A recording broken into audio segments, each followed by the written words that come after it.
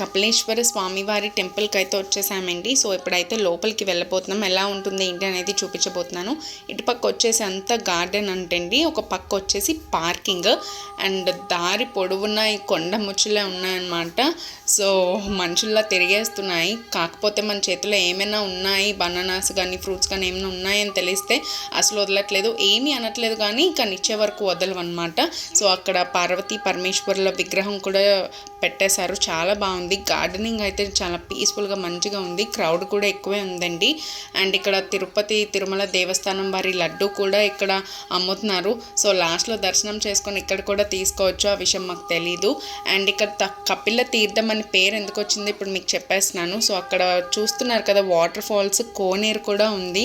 So ఇక్కడ ఎవరైతే ఆ వాటర్ ఫాల్స్ కింద స్నానం అయితే చేస్తారో చేసిన పాపాలు నశిస్తాయని చిన్న నమ్మకం ఉందంట, అందుకే ఆ పేరు. ఓం నమ శివాయ.